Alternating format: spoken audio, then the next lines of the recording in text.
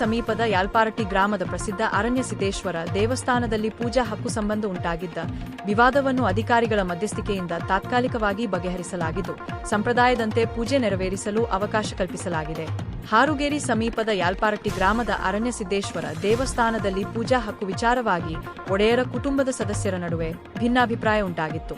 ದೇವಸ್ಥಾನದ ಪೂಜಾ ಹಕ್ಕು ಕುಟುಂಬದ 3 ಸಹೋದರರಿಗೆ ಸೇರಿದ್ದು, ಹಲವು ವರ್ಷಗಳಿಂದ ಪ್ರತಿ 4 ತಿಂಗಳಿಗೊಮ್ಮೆ ಸರದಿಯಂತೆ ಪೂಜೆ ನಡೆಸುವ ಸಂಪ್ರದಾಯ ನಡೆದುಕೊಂಡು ಬಂದಿದೆ.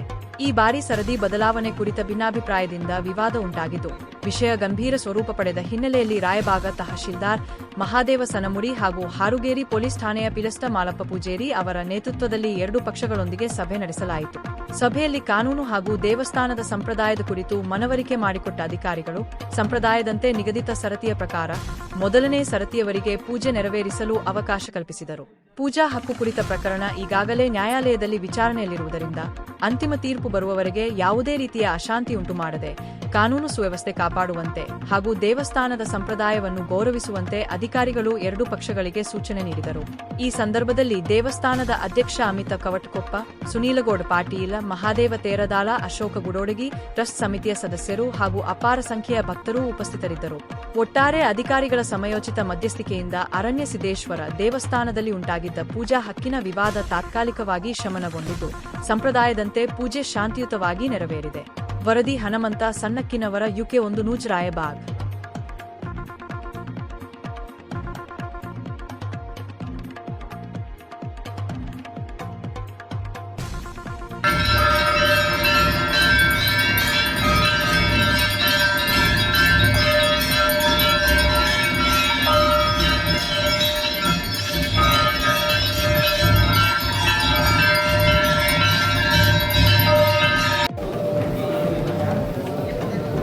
ಯಲ್ಪಾರಟ್ಟಿ ಮತ್ತು ಯಮಲಾಪುರ ಊರುಗಳೇನು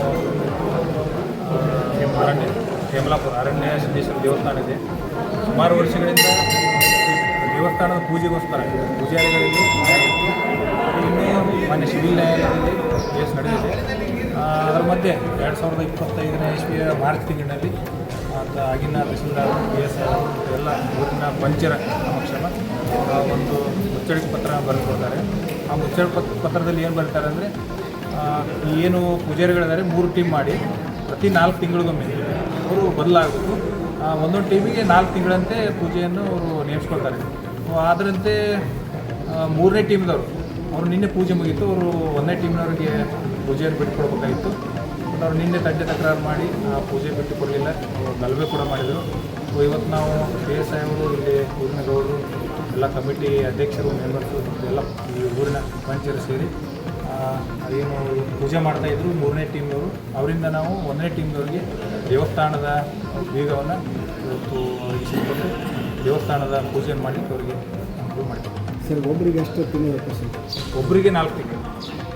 ಯಾವ ಅಂದರೆ ಇವತ್ತಿಂದ ಸ್ಟಾರ್ಟ್ ಆದರೆ 4 ತಿಂಗಳು.